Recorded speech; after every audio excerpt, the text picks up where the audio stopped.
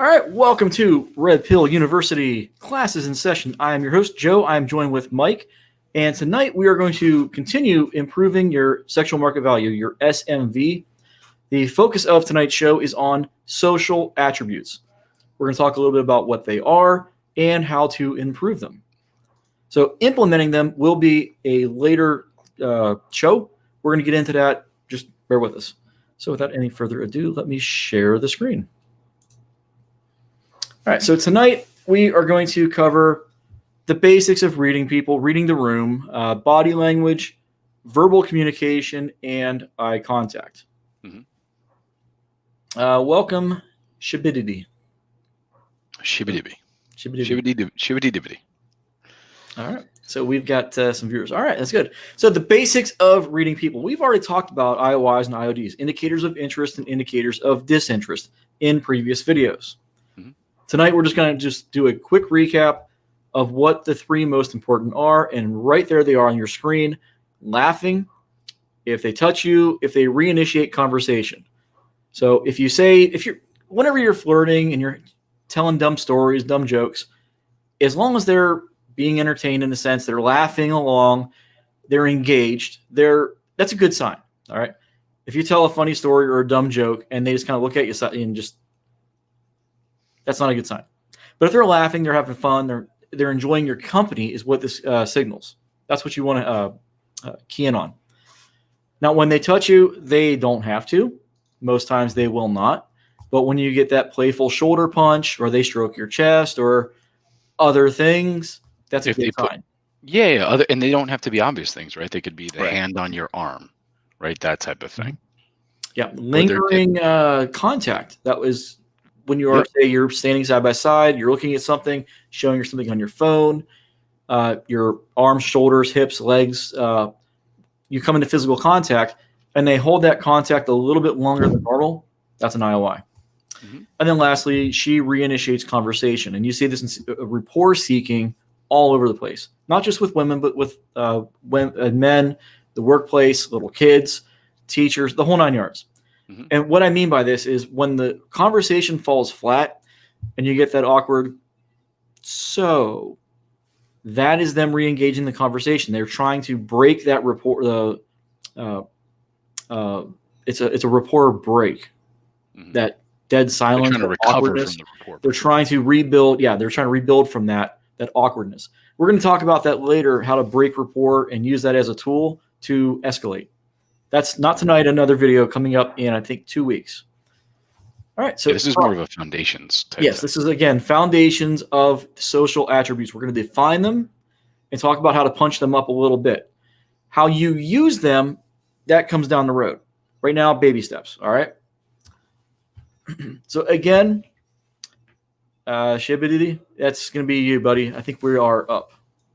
If anybody else is having issues, let us know. If you can see us, please post in the comments. We will then go from there.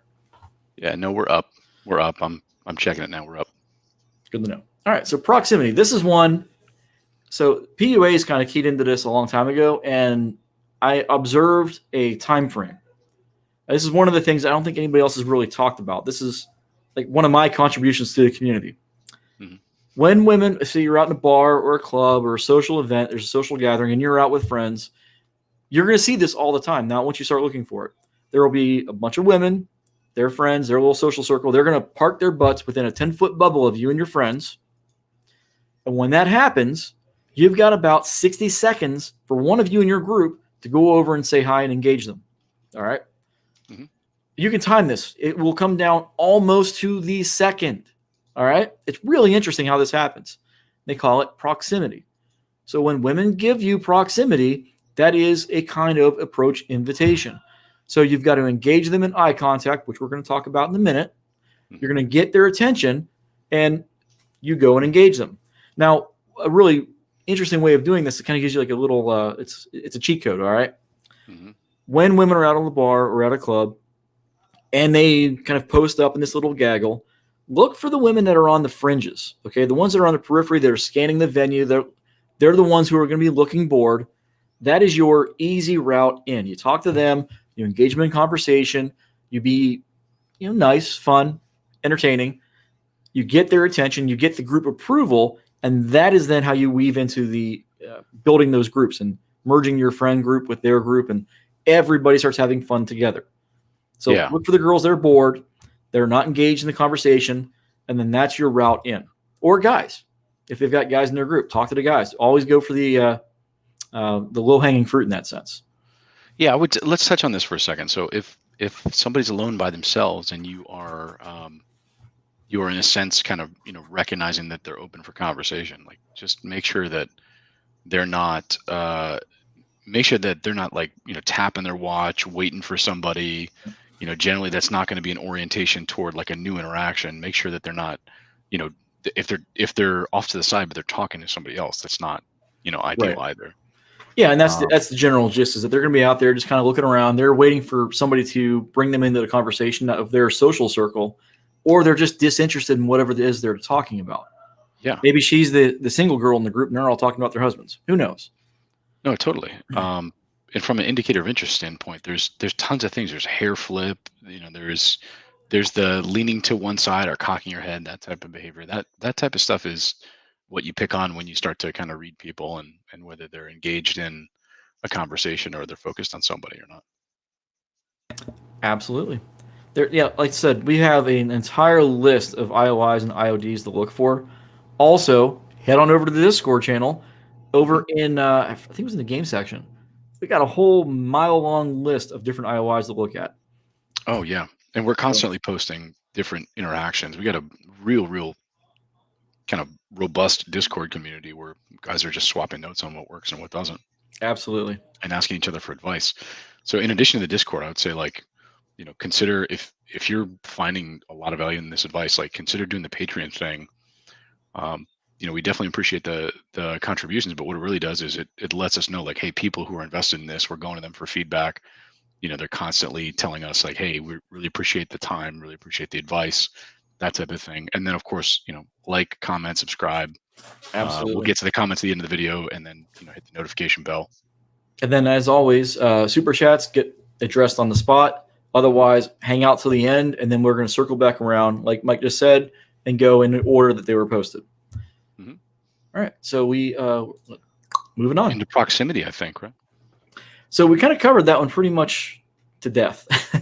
Yeah. You've got about 1 minute to approach. Oh, there is one last thing that I've kind of keyed in. It's not an always, but it is an often thing that I've observed over the years. When you have a group of women in a circle, usually it's a circle or some sort of half circle, the woman with one of the women with their back to you and your group is the one that stopped the group for that very reason. They saw you guys where you're at. They called they called the council to order, so to speak.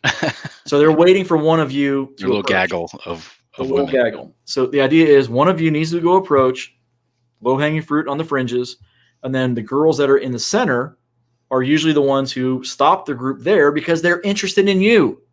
So this is think of it in terms of the approach invitation, the indicator of interest. It's all rolled together. This is reading the room. Now, one of the things I didn't have it in the notes. I wanted to talk about it. I got from Adam Lyons. He talks about metagame. Now, this kind of touches with reading the room as well.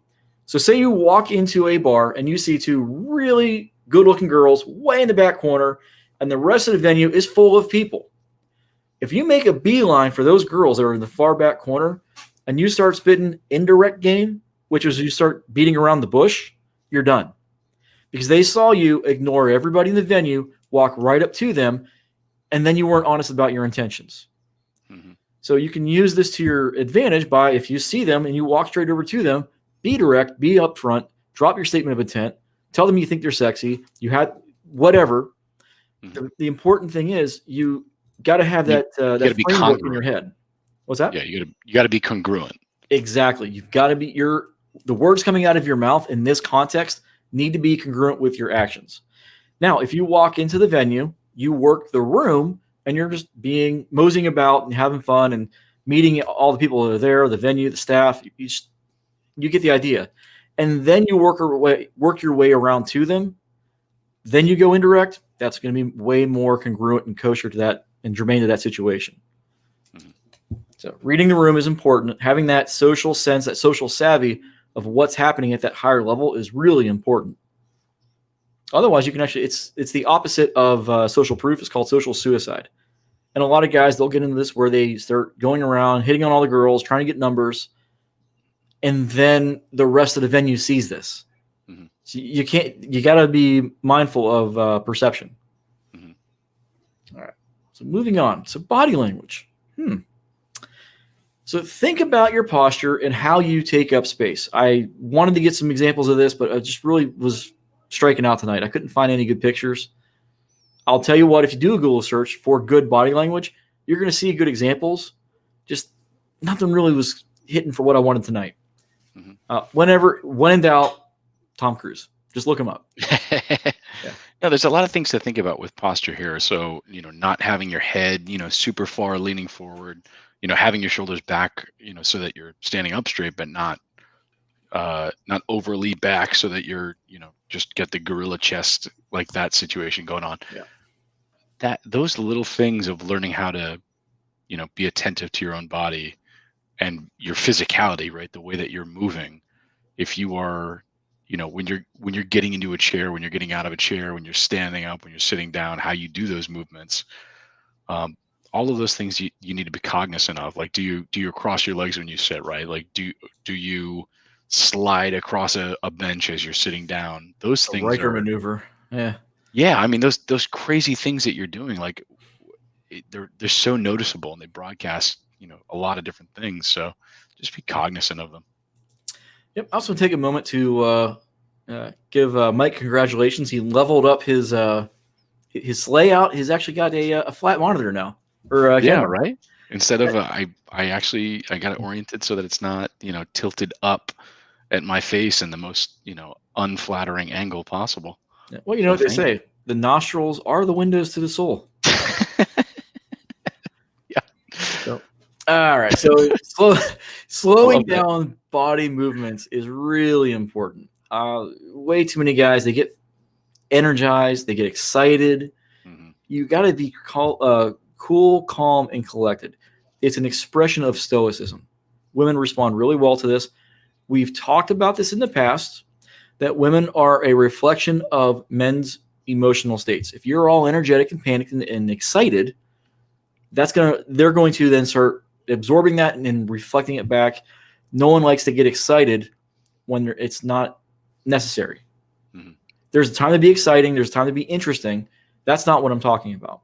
Yeah, I'm if you're on the talking beach about drinking, playing volleyball, right. don't. I'm talking about that nervous energy that comes off as awkward. When you start doing that, and I'm sure everybody has been in a situation where somebody might be really pissed off, and it's like, whoa, okay, everybody's got this really weird energy now. Yeah. They're going to reciprocate and they're going to feel that coming off of you. You don't want to do that. And a really simple way to fix that is to slow down your damn movements. Mhm. Take up space whenever you're sitting down, moving, leaning against the wall, but then slow down as you're in motion. And this is one of those things that I had to film myself to really kind of get an idea of just how much it takes. Because in your mind, if you slow things down, you think you're slowing down by like 50%. In Yeah. reality, now you just look somewhat okay. You Oh, this slow it is all down about another calibration. Yeah. calibration. This is why I always tell guys, like, record yourself, rehearse, get in the mirror, because you slow it down 50%, you're going to find, in often most cases, that's still not slow enough. You might drop it down another 50%. It's such an underrated tip, videoing yourself, and you'll get a real solid idea of all the things that we're talking about in this video. So I Indeed. think my suggestion for this, before we even get to the other sections, would be, the homework is, post a video of yourself, like have your friends, just write off as a social media thing, right? Like you're going to post on Instagram, and have a friend video you as you're talking to somebody, and you'll figure out, you guys probably already know from RPU that I talk with my hands, that sort of thing. Right. But I'm very cognizant of it when I'm around other people, and I'm not just sitting in my office talking to my laptop. So that's the homework I would suggest for this week, or for the next week or two as you're focusing on presentation, is put on a nice outfit. We talked about presentation last week. Suit up. Yeah. Yeah, suit up, video yourself talking, video yourself moving in an interaction with people, and that'll reveal a lot of different things that you weren't cognizant of. Yeah. And also be mindful of where you're facing. So Mhm. slow down your body movements. Be mindful of where you're facing. Now, why is this? It comes down to you can telegraph interest by where you're facing and where your feet are pointing. It's the role of the belly button. I wish I could remember. This is a lot of this stuff is just I've learned from really good mentors. I'm Mhm. sorry if this is one of the things that I learned from you. I wish I could give you credit. I just got a really bad memory. When it comes down to it's the role of the belly button. So wherever your belly button is pointing is where your interest is really at. Mhm. So if the girl is facing away from you, but you're facing her and giving her all of your attention, there's an imbalance there. You guys want to match body language. This is with the mirroring principle, the mirroring effect. We've already talked about this. Go look it up. So you're going to mirror her body language, her posture.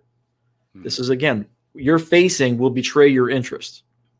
Yeah. If you are facing a woman's back, that's a not an indicator of disinterest. We'll get into that in a little bit, but that type of thing you need to get real aware of really quickly, as far as what direction you're facing, what the angle is of your body versus another object that you're up against, or if a woman is approaching you from a particular direction, you can turn toward her but not all the way, and that Yeah. affects your orientation, how you're going to interact with her. It's going to be a mutual thing where you slowly turn to face each other. Hmm. But you need to be aware of when her body language shifts that Hmm. you reciprocate. Hmm. So a lot of guys that may not be tuned in just yet, the women could be giving them interest, and the guys are just oblivious to it. So this is something I want you in your homework to kind of think about. Watch what their body language is doing, whether it's shifting towards you or away. Then you kind of got to reciprocate in kind. That's one good rule of thumb for keeping yourself out of trouble when it comes to investing too much or not enough. Yeah, that's actually a legit homework assignment in and of itself. And when you talk about reciprocating in kind with regard to not just body language, but actual speech and language, if you pick up on 3, 4 words that they use and repeat it back to them, that's a charisma thing. It's not really so much of a red pill thing, but it's like Right. that is going to trigger like, oh, hey, this guy's listening to me. And the body language is the same way. Yep, that's a good one. I do like that where you repeat back what they say. It's a good check-in. It's what I call check-ins. Hmm. So, alrighty, moving on. We got eliminate fidgeting and pecking. They are mood killers. Absolutely, Hmm. fidgeting. Everybody knows what it is. All right, everybody does it. Again, rehearsal will help knock that out. Getting in front of a mirror, giving. If you go to a a community college, you take Hmm. a speech course. It's a really good way to kind of get feedback on that and kind of practice. Another good example is Toastmasters. I've recommended them before. Oh, yeah. So they're going to give you feedback on your speeches, on your presentations, and you're going to be way more cognizant of what your body is doing the more you rehearse it. The other Now, thing to take note of here is when you are interacting with your friends, people that you know, you're not going to have the same nervous tics. So when you go through your homework and you ask a friend to video you, make sure it's an interaction with a new person, right? A completely new person that you don't know, that you haven't hired, not hired guns, as Joe always says, but mhm, just a brand new person that you're interacting with, not your best friend because you're comfortable with them and you're not going to see the exact same affectations that you will if you're in a new interaction. exactly. If you're doing the homework, the 30 minutes a day, every day, have a friend go out with you, record your interactions, play it back when you're done, or play it back between interactions so you can kind of fine tune on the go. Mhm. You're going to get way more progress. Awareness. Yeah. Well, you're going to also that, but you're going to develop as a person way faster doing that than you ever will sitting on Reddit or reading books at home. Yeah. All right. It's true. Let's see, fidgeting. Yeah, pecking. So for those that don't know, there's this little doodad that you put on an office desk, and you kind of put the back, and it goes doop doop. It just kind of dips its little nose in the water. Right. It's pecking. Mhm. Well, guys do that all the time. They'll see a girl, they'll start talking to them, they start doing this gesture. They're pecking in. So they lean in and talk to the girls because does this 8-inch, 10-inch space between your Mhm. nose and her ear really change the vocal dynamics that much? No, it doesn't. Not in the Yeah. club, not in on the street, none of that. So stand fast, good body language, good posture, good vocal tonality, good projection. You won't need to peck. And you're going to see this all the time. Now that you've learned this, you're going to go out to the clubs when they finally reopen, and you're going to see guys doing this, and the girls are going to be like, no. They're going to be backing away. They're leaning back, and the guy is leaning in to whisper in their ear, right? And because he thinks he can't hear them because he's screaming 2 inches from their ear. Well, and not only that, and the guys are often completely oblivious that the women are now reeling and they're recoiling from these guys. You don't want to do that, obviously. Yeah, let them. If they can't hear you, they will lean toward you, right? Yeah, and that's one of the things I'm going to talk about in a minute. Is that we'll just put a note in that. Using volume and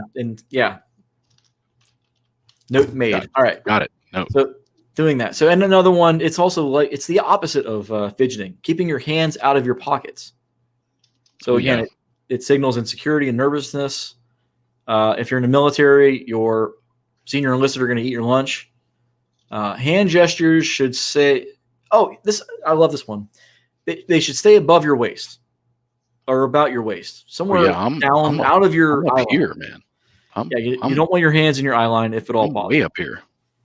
Now, this is also also interesting as well. It's again one of the ones I observed years ago. Where's it at? So drinks, you're out at the bar. Everybody's got it where? Right here at their chest. Yeah. You know what that is? That's the adult security blanket. It is. It really signals that you're out in social settings. You're not very comfortable. Think about when you're at home, when you got a beer, you're sitting there watching the game, you're sitting next to the couch. Where is the beer at on your person? It's not right here in your chest. It's down by your side. You're relaxed. You're loose. You're just watching whatever's going on. Yeah. That's where your body language should be. My favorite is people that are out and they're holding their drink with 2 hands in front of them, especially women. Yep. They're scared to death. Like by pro tip, guys, that's your opener, right? Is if you see a woman holding, like clutching her drink close to her, just go up and talk to her and say like, hey, nobody's gonna steal your drink. Like you're good. You look like you're worried that somebody's gonna put their straw in your drink and drink your drink. There's your opener. Like I said, it's the human instinct to just kind of protect your core, your center line, because this is where you're most vulnerable. So that's where people will put a natural, just kind of they close up a little bit. That closed body language is signaling to everybody that it's like, it's just off-putting. And we do it all the time and never even realize it. Unconsciously, yeah. Yeah, so keep the drink down about hip level. Again, sticking to the instructions over here. Again, it's just a sign of insecurity. That's all it comes down to. Moving on. Vocal communication. Yeah, your tone, your pitch, your projection, your pacing. Now, again, take a speech course, go to Toastmasters, give practice speeches to your friends or in the mirror. You're going to learn so much from doing this with practice and repetition than you ever will from reading a book. There's no ifs, ands, or buts about it. Practice is what's going to do it. Practice and repetition. When we talk about rapport breaking, there's actually a really interesting point when it comes to tone. And I forget who wrote this on the Red Pill, but there was a great read on Reddit, and there's not many of them that get posted, but somebody had a great article that they wrote up, a great post about 3 types of tones, and it was rapport seeking, rapport neutral, and rapport breaking. And that really involves the tone and pitch going up at the end of the sentence or end of the statement versus neutral and versus it going down, right? So are you talking like this when you talk? Are you talking up? Or are you speaking neutrally? Or are you speaking down authoritatively and commandingly, right? And so rapport for really interesting. What you just keyed in on right there, when women are rapport seeking, they go up in pitch. Yeah, it's really interesting. Think about it. Listen to anybody talking to children. I do it with my daughter all the time. Oh yeah? Yeah, which toy are you going to play with? Okay, that sounds really interesting. Like, guys, rapport seeking tone is for kids. It really is. Like if you're talking to a 1-year-old, that's fine. But other than that, you need to be really in the rapport neutral or the rapport breaking tone. Yes, and no, and yes. Yeah, but you at least need to be intentional about it. Yeah. Yeah. And I Intentionality. don't want to get too deep into the application of it. You're right. Hopefully tomorrow night, if we can get the Women Wednesdays off the ground again, which has both been busy. So intentionality is one of the things we keyed in on a few weeks ago, and man, that is killer. It's everything. So it's a bit of a sidetrack from this, but it's how you use rapport breaks and rapport seeking makes or breaks your game. There's no better way to describe it. So you got to be intentional about how you're delivering whatever it is that you're saying. Think about it ahead of time, practice it, repetition. Practice doesn't make perfect. We're going to get into this in a second. Perfect practice makes perfect. We'll get why. Yep. Let's see. So slow down. Take a moment to think about what you're trying to say, not what you're going to say. There's a monumental difference right there. So what you're trying to say is the overall subtext, the message. What is the message you're conveying? Because it's not just going to be what you say. It's all about how you say it. And it's just, there's no other way I can put that. So. It's really interesting because one of the great examples is this show, right? Like you and I come on the show before we get started and we talk for maybe 5-10 minutes about what we're going to talk about. We don't plan out every single bit of this. Like there's some bullet points and we just go. But you probably, if you have read a lot of these videos, you've noticed that as Joe's talking, I'll think of 2 or 3 things that I want to say and I'll go, okay, let's break this down 1, 2, 3. And it's because I've made those mental notes and I'm intentional, to your point, about what exactly the point is that I'm trying to get across. And conversely, if you really listen to people and are keyed in with smart questions and you're letting them talk and not dominating the conversation, because there's time for that, right? But if you're really listening to them and trying to get to what are they trying to say, right? I think it was Franklin Covey that said, like, seek first to understand people is a really great success rule there. And I haven't read that in a while, but I think seek first to understand, figure out what they're trying to say, figure out what you're trying to say. Otherwise, you're just gonna you're just gonna be hitting the ball back and forth, and you're not gonna get a lot of progress. Had a little teenager interruption there for a second. It's okay. You're good. Yeah, intentionality. Understand what it is that you're trying to say. If you can understand what they're saying, and then, like you said earlier before, where you repeat back some of the key elements as a check-in, man, these are all little tips that you can put together to make your rapport and your communication and game really strong. Yeah, one of the strongest ways to become interesting is to be interested in what they're saying. Mm-hmm. All right, let's see. Going back to the doodad here. You're important, they'll wait. This is all back to the slowing your shit down. Pregnant pauses are really important. It's a very, very useful tool where you have them on bated breath. Another is the volume. We started to talk about this earlier. You can use the volume to draw them in. Mm-hmm. So you'll see this in very good speech givers where they will just go really ham, loud, obnoxious even. They get everybody riled up, and then they kind of slow it down, and they bring it in for the attention. Mm-hmm. Good storytellers can use volume, pacing, pitch, projection. Okay? Use these tools to your advantage. Think about how you're going to do this with the storytelling you use. Again, this is all just part of the toolbox that you should have built up over time.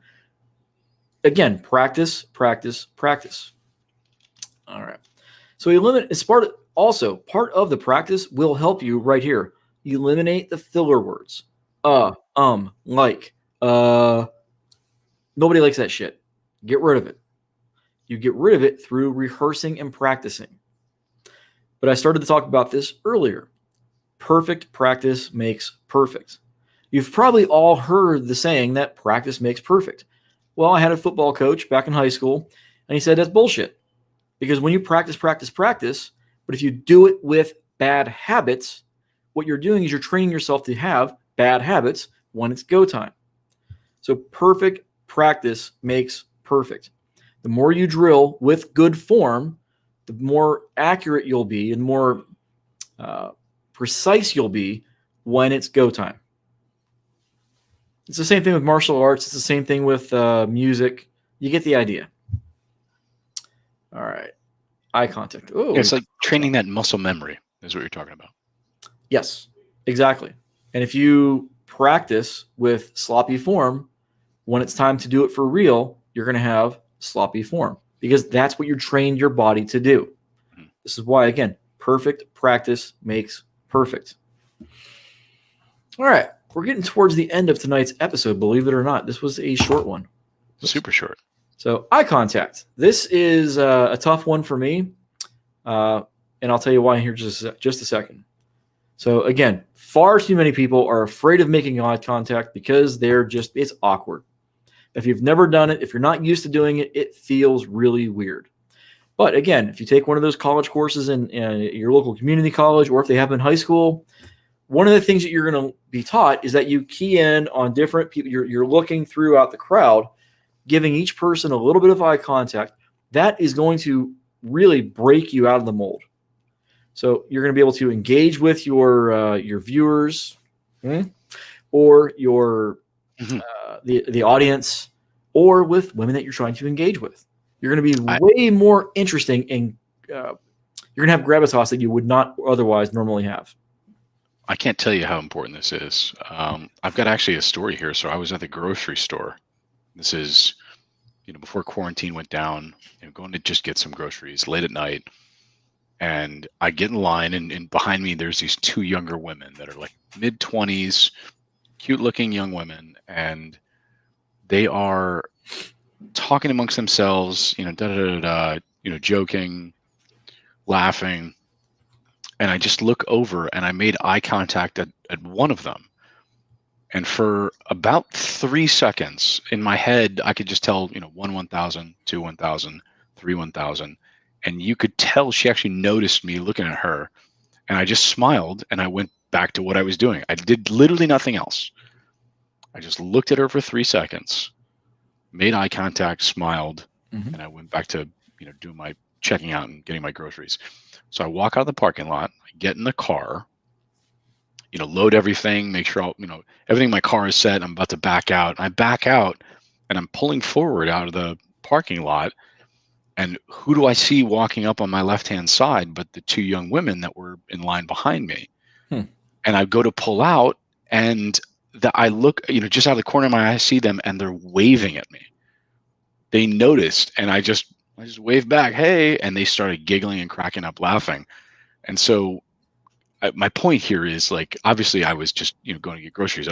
There wasn't really much of an interaction, but the point is, if I was a single guy that was interested in talking to those two young women, and I just made eye contact for 3 seconds and smiled and did nothing else, that is a viable kind of first step to being able to interact with somebody, right? And women notice that stuff in a big way. They notice it.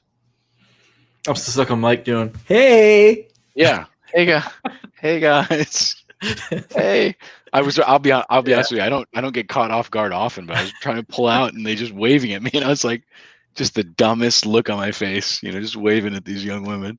Like, what am I going to do? Like, roll the window down and ask them for their number? What am I going to do? I'm not going to do that. I'm just going to wave like an idiot. This is great. Yeah. I lost my train of thought. I got a phone call. Actually, I was ignore it. All That's right. okay. Yeah. So staring people down is where we're at. So yeah, stare people down about 3 to 5 seconds. It's a couple of heartbeats. So a really good tool for this to train is, as you're walking past somebody, like when you see them out about 10 feet away, start looking for eye contact. Try to notice the color of their eyes.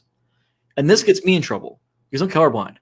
And I'm really bad. Reds, greens, blues, and yellows now. It's and color vision gets worse as you age, just like your regular eyesight. I didn't know that. So my color vision has actually gotten worse over years.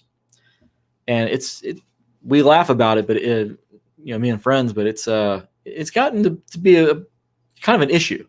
So if you see me putting stuff out in art and Discord and this, that, and the other, and things don't look right, now you know why. All right? I was wondering why all of the art's blue for the red pill. That's PowerPoint. That's PowerPoint. I kid. But you get the idea. So so about 10 feet away, 10 to 12 feet away, try to notice the color of their eyes as you're walking towards each other. You're going to close the gap, and then you'll see, and you make your observation. Pause for a good a couple of heartbeats before you look away. This is what we talked about before, where it might feel like you're staring them down. Mm-hmm. There's a free get out of jail card, and that is to smile. Yeah. When you see people, you make eye contact, smile with the eyes. So that looks weird. But when you smile with your eyes, Yeah. and it's a whole facial kind of thing, you're actually smiling for real. Everybody has two different smiles. Exactly. And it makes You a have the big fake difference. smile and the real smile, and learn to tell the difference. Learn to tell the difference with people. And here's one of the cool things too. When you're in a social setting and you see that cute girl across the bar, if you make eye contact and you give her the smiling with your eyes and she smiles back, there's your cue to go talk to her. It's an approach invitation. Ooh, let's stop there for a second and touch on that. So I can't take credit for this. It is written, actually made a comment on the Discord and dove into this a little bit. And he made the point that just them doing that, what Joe talked about earlier, of them pausing as they stop, go across a room, they get their gaggle of women together and they pause in your general vicinity. And what they'll do is they'll pause as they're talking and they'll make some degree of eye contact with you and they'll smile. And that is an approach for them, right? Their strategy, their sexual strategy is reactive and based on covert signaling. They're not going to, come over and talk to you and buy you a drink, by and large. Like if a woman does that, like, well done to you, but it's far and away not exactly, what's happening there in terms of other women that are interested. Yeah. You're, man, dude, spot on.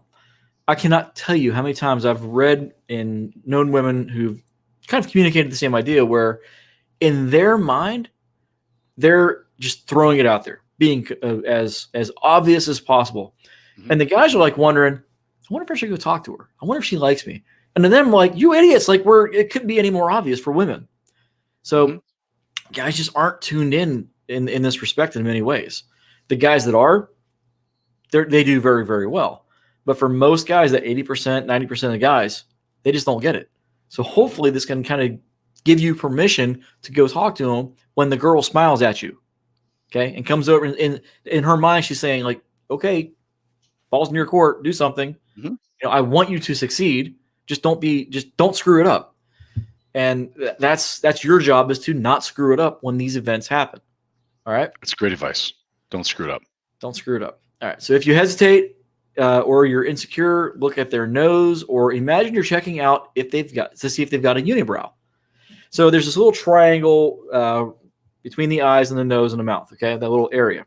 You can look anywhere in that zone. You don't have to look at them in the eye, especially from 10 feet away. They can't tell the difference. Yeah. So just look in the general vicinity. I got a little middle of their nose. Right. Middle of the nose, or like, again, is that a unibrow? I can't tell. No, it is. I haven't taken care of this in a little bit, actually. But yeah, you get the idea. So that's just a little tip for right there.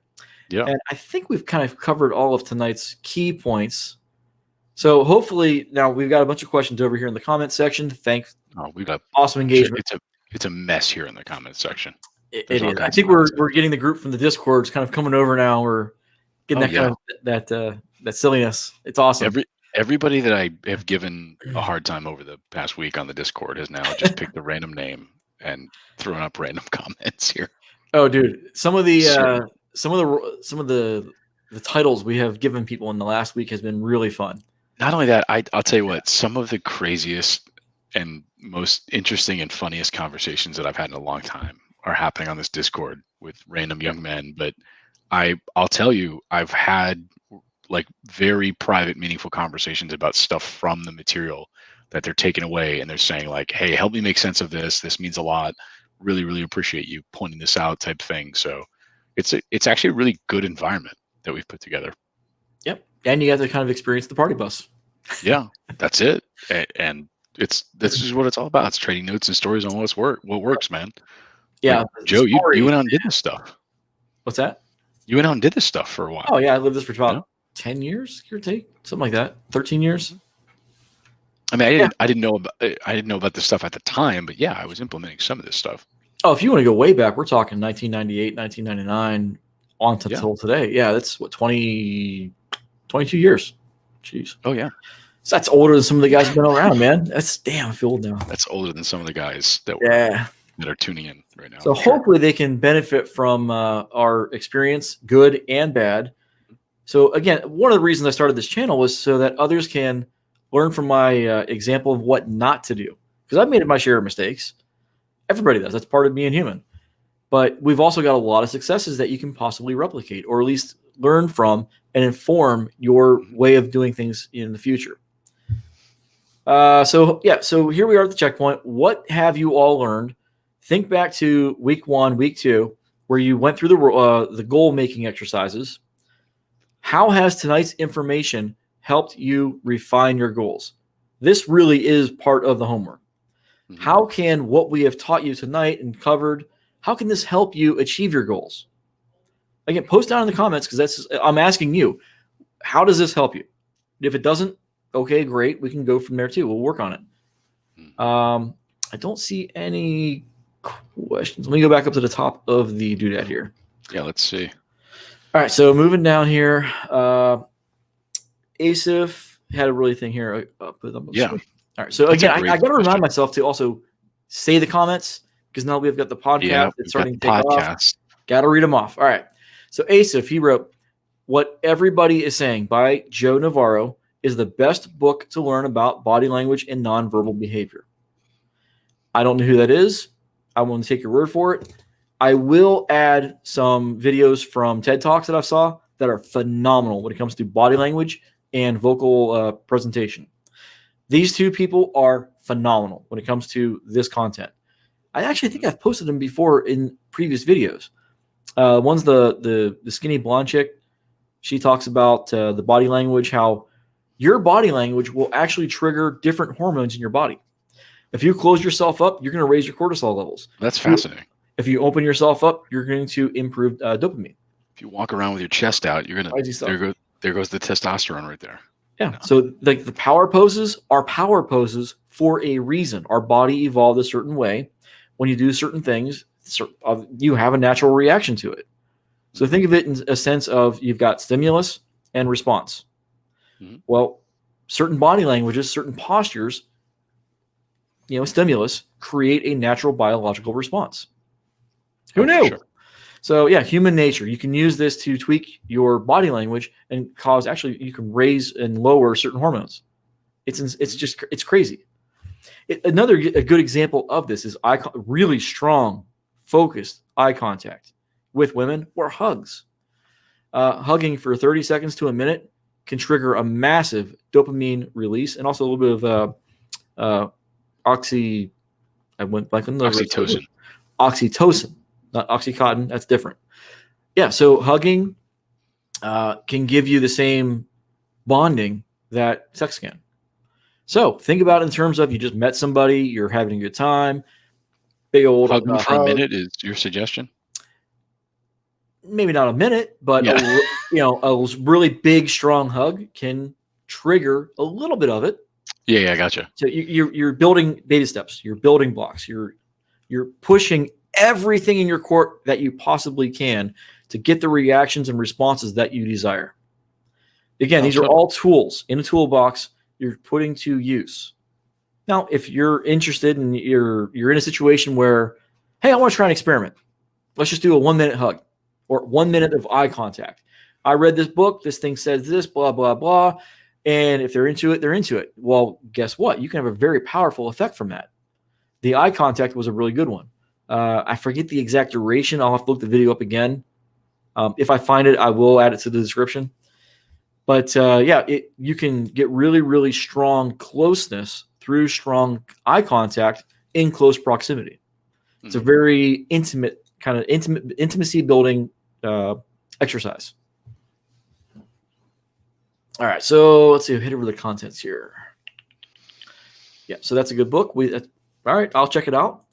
Yeah, I totally recommend getting as many books as you can on covert communication, body language, all of those. And it doesn't even have to be in a red pill context in terms of what you're looking at. A lot of the professional development and kind of like self-help stuff, is still really super helpful in terms of just understanding general ideas of what are a couple key takeaways that are going to help you in what you're doing on an interaction basis, and what's going to be not so helpful.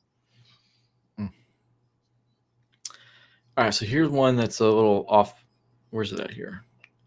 Hero V Vidal, join the mother group on Facebook. We are not on Facebook because Facebook likes to delete our groups. It's already happened once to me. It's already happened to Rich Cooper. It happened to him. Like 30,000 people in his group, gone. No notice. Just nope. They just deleted it. I'm not going to invest time on social media, guys. I'm just not going to do it. Yeah, I think Discord's our best bet right now. We'll do something soon. Eventually, I'm sure it'll probably get tagged. Who knows? It is Joe. Well, you've got the Twitter account, but I'm just not going to do social media. The video format is good. The comments, I think, are a good way for people to interact. If we get big enough where people are sending us videos and we can, that'd be awesome. Them, or having people on. Like I would definitely welcome, people that have different ideas and stuff like that to come on the show. But it's one of those things where it's like I think social media kind of just boils it down to stuff that's really superficial. And one of the cool things about the Discord is we actually get into some real serious topics, and we can have a little bit more deeper discussions about that stuff. So that's the reason I like it. Yeah, and also it's protected in a sense where if you there's two different ways of doing this. Mm-hmm.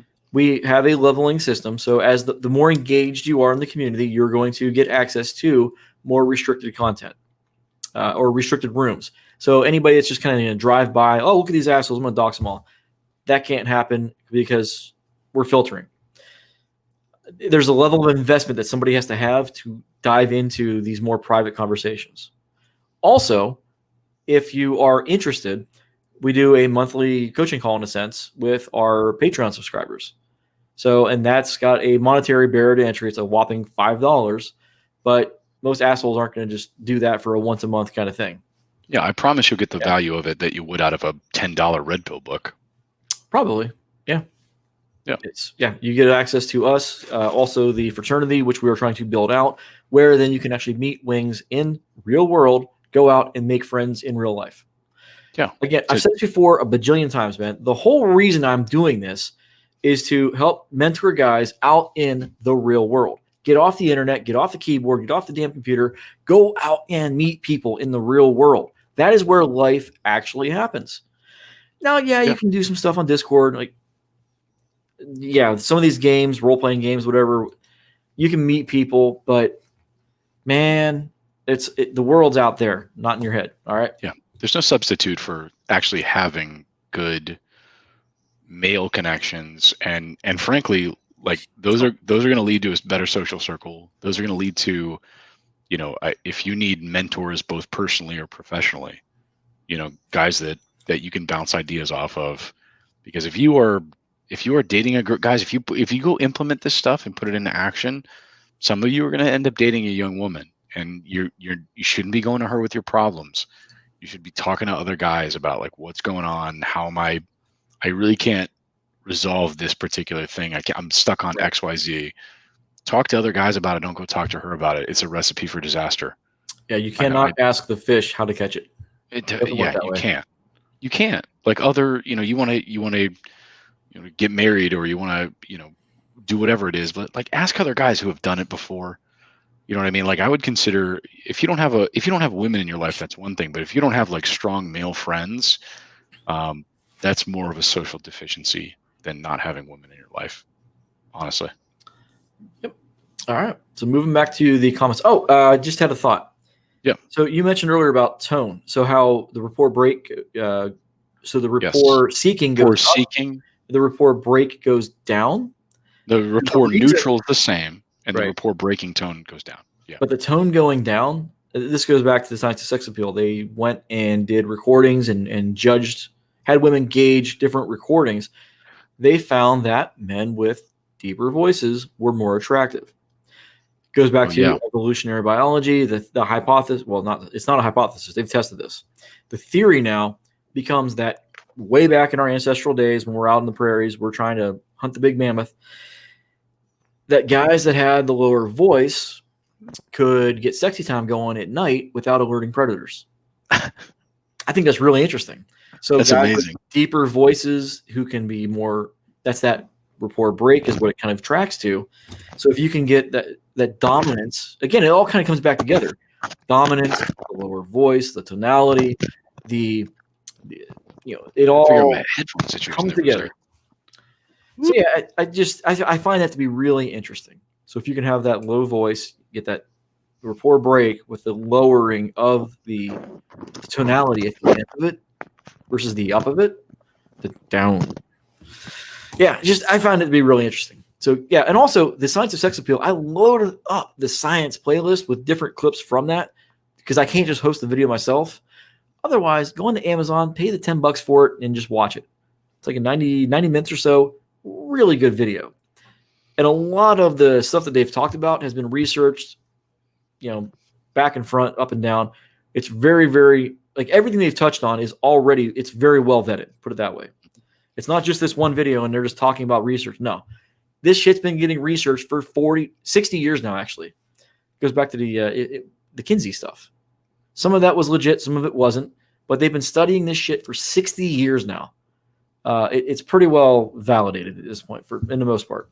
I mean, from an attraction standpoint, what makes men and women attracted to each other? Again, like the voice stuff.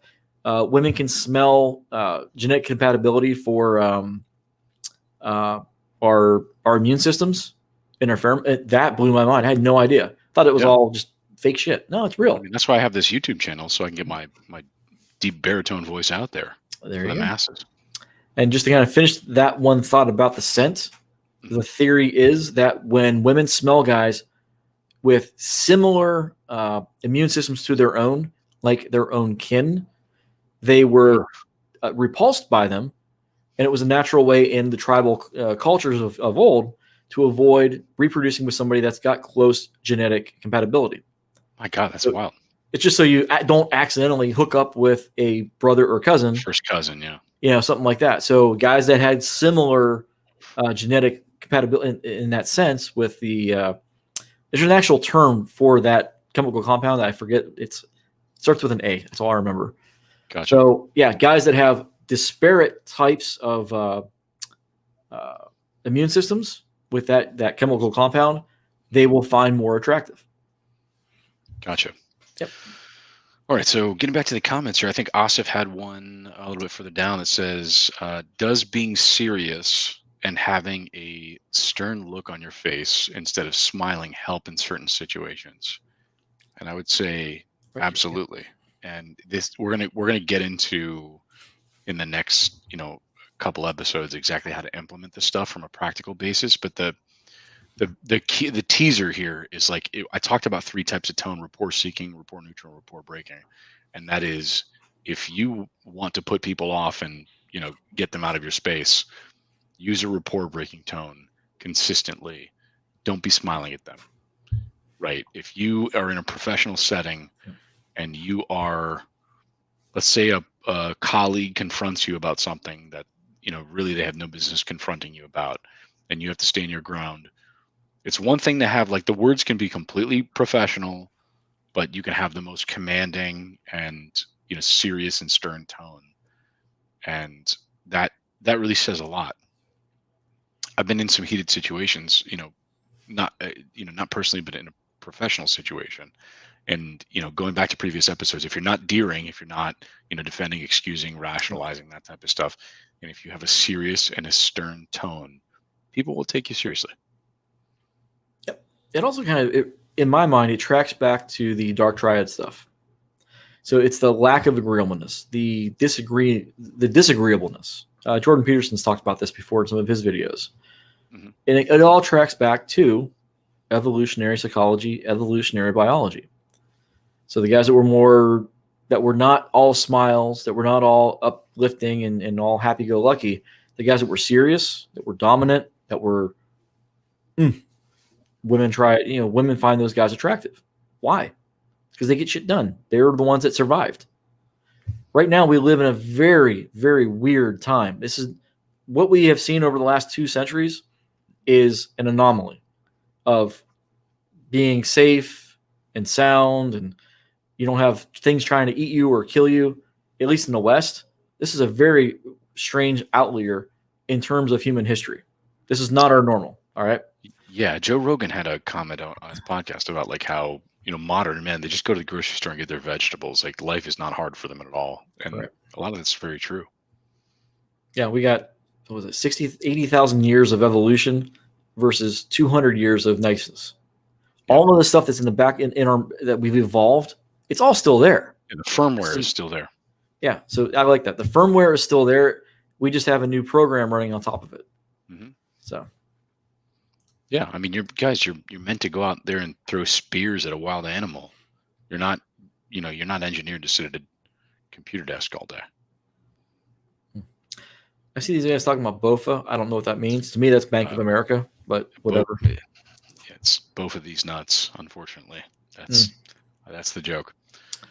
Yeah, that's yeah. That's after my time. Yeah, we're getting. Archbishop, you have a good question. I met this girl a week ago, and I think she's giving me signals that she likes me, but it's hard to tell.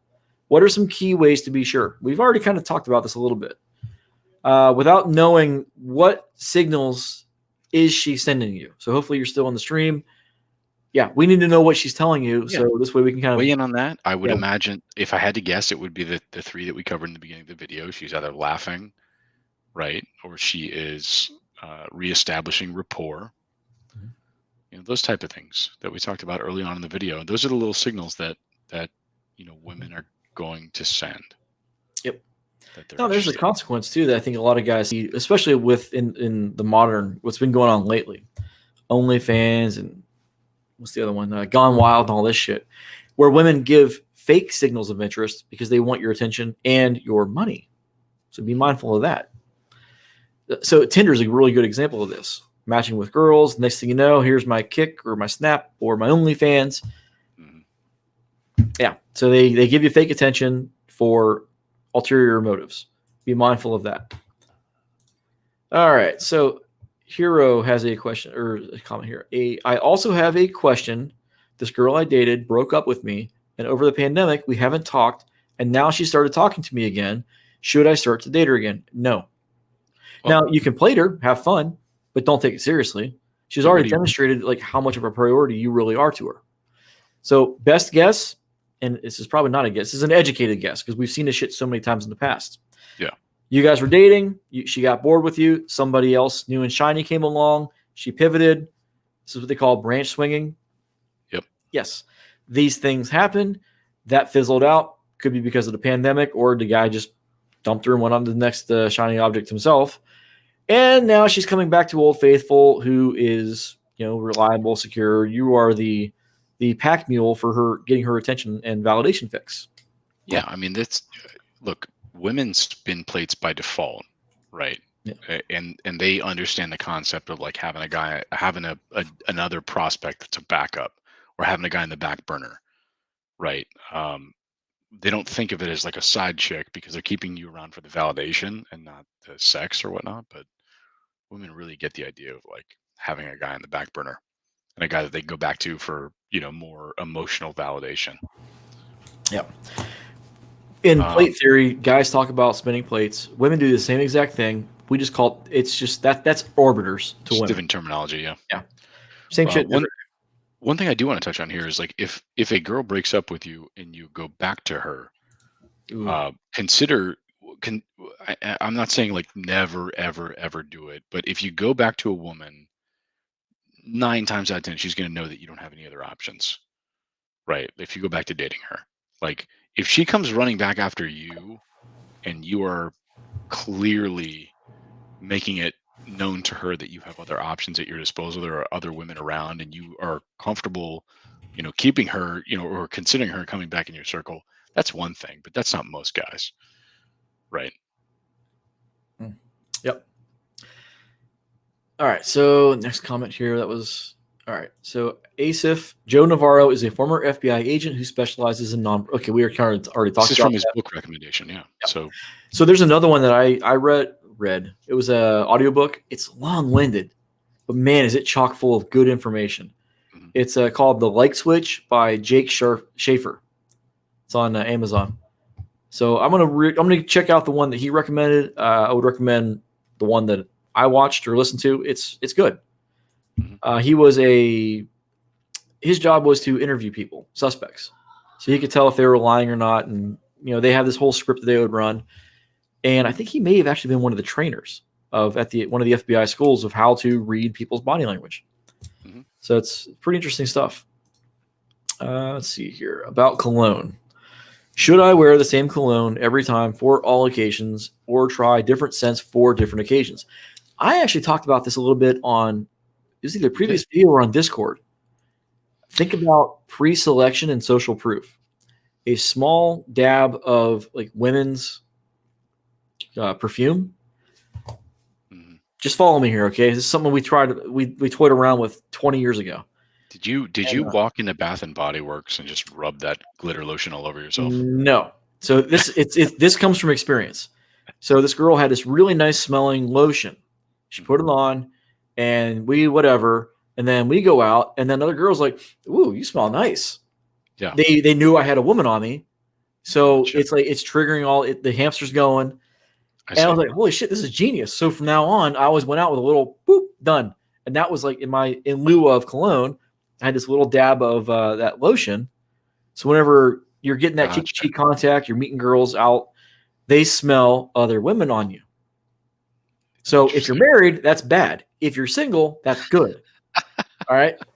So a little pro tip for you there. So I'm not going to wear women's perfume if that's what you're trying to get at. So it's not perfume. This was just a little dab of no, I would say with lotion. Yeah. When you think about cologne or whatever you're going to buy that is in particular a scent, I would think about a couple of things. When you consider like your hair product, your beard product, your soap, whatever it is that you're going to use, if you get it from the same brand and you get the same smell, that's a good thing. Like it needs to be cohesive, because a lot of problems that guys run into is they put on one brand of deodorant, they use a separate wash for their beard or a separate hair product, and all of it smells completely different. And then they go and put on a different cologne, and it smells awful, right? You're just a mess. Now, I will throw this out there too. It really depends on your body chemistry. So what smells good for me may not smell good for Mike, may not smell good for you. You got to try different products to find out what works best for you. And here's the other caveat to that. That's going to change as you age. Mm-hmm. So because there's two factors that go into that. One is your own body chemistry will change. So it's going to interact with these chemicals in over time in different ways. You'll have a different net outcome. Two, they're going to change the ingredients, and that can also throw off that combination between the product and your own body chemistry.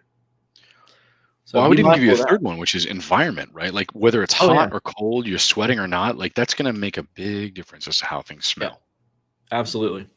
Like the best deodorant I ever had was called Power Stick, and it was back in the 90s and early 2000s. Worked for me like a fucking charm. Yeah. I didn't need cologne because this stuff combined, I was awesome. Good to go. Yeah. Then they stopped making it. I can't find it anywhere anymore. And like Axe is the closest thing second to that. And some of them actually do smell pretty close to what they were. But yeah, Power Stick like that and me was just a powerful combination. Chicks dug it. I'll tell you what, like guys, this works. Even as a married guy, I use a particular like beard wash and conditioner on my beard, and I have had women come up to me, want to pet the beard, ask me what that smell is, like get super interested about stuff. And it's really kind of bizarre about how intensely they've gotten into like, wow, what does that smell? What do you smell like? That's really, what do you use on the beard? They get super interested in, it's a noteworthy thing. So guys, this matters. This really matters in terms of creating attention. Creating attention. My mic's on? Yeah, I'm on. Creating attention. I like that. Archbishop has a funny comment here. I got to read this. No. So I was in a bar. I bought her a drink, and she fell to the floor. The guy in the seat next to me said, "Damn, she looks like she's looking like a kind of fresh dough." Yeah, she do be looking kind of fresh, though. Yeah. Yeah, I was thinking more like she's kind of just like flopping around like a fish. But yeah, come on, to each your own. Come on, this didn't really happen to you. Don't mess with me like that. I'll tell you what. I have been in bars where girls just they don't drink. They can't drink like men can. It's a body mass issue. We outclass them on average. And no woman. Yeah. I mean, you could be passed out drunk in a pool of your own vomit as a woman, and a guy would be like, "Bud." You know? That's fucked up. Yeah. Yeah. Now, But she still looks okay. I don't know if I should mention this or not. So this is one of those things where it's kind of it's a red pill issue. Years ago, so they found that they did research. It was actually in the UK, like 89 or 94, some wildly majority percentage, right, of what they thought were girls getting their drinks spiked. They found out no, they just drank too much. They grossly overestimated either their own tolerance or underestimated what they were drinking. So 9 times out of 10, when they go to the hospital, it's just they drank too much. That's what it comes down to. So alcohol is the number one date rape drug. They get them sloppy drunk, and then they take advantage of them. So you got to be mindful of that too. Also, it could come back and bite you in the ass. Where if you're both drunk, well, then who hooked up with who? Who's the aggressor in that? I don't know. It's politics. So just be mindful, cover your ass. But yeah, it's just I found it really interesting. Keep your wits about you. Yeah, keep your wits about you. Record everything. Yeah, it might get you in trouble for recording it, but it's a lot less worrisome than the alternative. Pretty much. Let's see here. I read somewhere that several of these OnlyFans accounts are actually moderated, but yes, also Gone Wild is the same thing. Well, let's finish reading the question for the podcast. Yeah. So Asif is asking, I read somewhere that several of the OnlyFans accounts are actually moderated by some males, probably. He also does all the interactions. He gets paid by the girls for handling the account. Guys, it's the oldest profession. Pimps have been around for as long as prostitutes have. Come on, guys. Oop.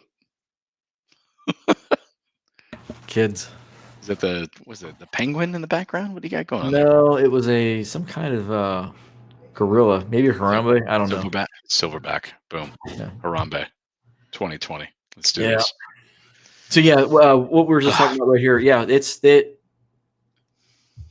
it's very common. We saw there was a big expose on Gone Wild on Reddit 4 years ago.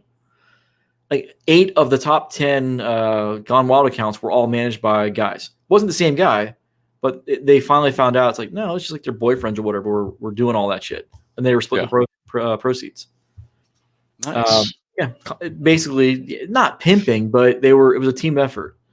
Yeah. So the guy that you think you're sexting with on Reddit, it's like, no, that's the boyfriend. That's a very nice political correct spin on it. He's not pimping.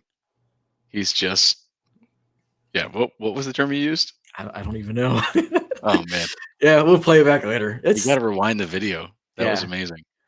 You get the idea. It's just good marketing, right? In a sense. Yep. Like, come on. See the stuff. Yeah. That's wild. For more context, here we go. The girl broke up with because of this is Hero's thing before. Okay. For more context I'm skeptical of this story before we get into it. I'm just skeptical of the whole story. So we broke up. I'm reading it as I go. I haven't proven any of these things. I don't know any of this shit. I'm reading it like it's on the screen right now. This is the first time I've read it. For more context on the girl, we broke up because of her confidence not being so high, but she gained a lot more since then, so I really don't know. So what's the time frame between when you guys broke up and got together? A week, a month, a year, 10 years? I don't know. Maybe he said in the other comment and I just didn't catch it. I don't know. So she got a bunch of confidence after you guys broke up, and now she wants to get back together, and you're like, Here's the challenging thing, right? For me is like, he's going, oh, we broke up, but then earlier he says she broke up with me. Mm-hmm. And he's almost contradicting a lot of his words here. So this makes it super challenging for me. But let's take this as best we can at face value, which is that, a woman has more confidence and they come back to you. Like, what does that mean? Well, it means that despite that confidence, you're probably still a pretty good option for her. Right. Yeah. Okay. So they've been going since the pandemic started. So they started like 3 months ago. Okay. Dude, Hero, how old are you? I'm guessing you're under 22. I hope. He's low 20s. I would be willing to bet.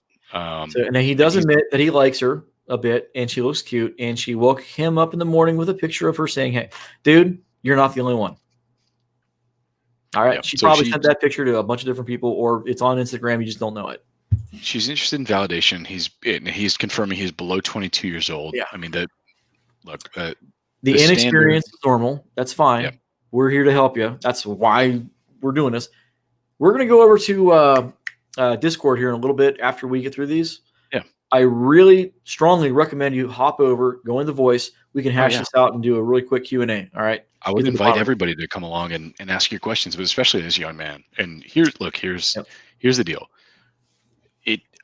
It doesn't really matter about your own particular situation, right? Like what this girl did, or who broke up with who, or how things went down. It doesn't matter. And here's why. The things that we're going to talk about that matter in terms of being an attractive person have nothing to do with her, right? So if you want to be able to get your game dialed in, strengthen your own frame, start to lift, start to become attractive, start to dress well, start to understand how to, be the kind of person you want to be, get your little vision set up of the future, what you want out of life, get your mission dialed in. All of those things have to do with you and you alone, right? That's the standard kind of prescription for, I don't really know how to handle a situation. What do I do? Just, proceed along that path, and you're going to be, in 9 times out of 10, you're going to be getting a lot more of the results that you want than not.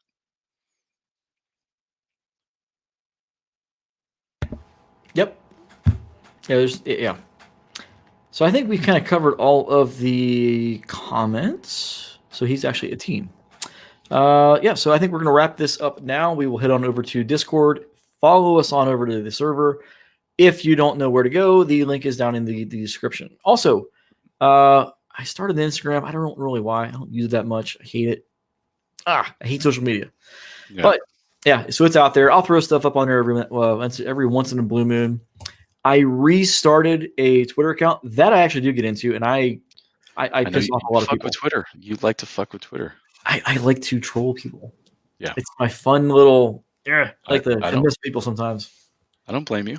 I don't blame you. One of these days, you and I need to get together and we'll post some stuff up on Instagram or Twitter, or whatever it is, of our adventures out in the world together. I think in October, I don't want to do a conference or anything like that, but I think I want to have just if you're in the area, let's all go grab a beer. Something like that would be nice. For sure. Once the weather breaks and it's not swamp ass season in DC. Yeah. So. Yeah, for sure. Fall, I think is probably going to be the soonest it's realistic, to be honest. Yep. And who knows? By then, we actually may have a pretty robust community. Looking over the server right now, we got, bunch of folks online. I want to call it here and go meet them over there. Yeah. So for the 8 of you that are still 6, they're dropping off. All right. Let's call it here. We'll head over to Discord. I'll see you guys in a few. All right. Bye. All right.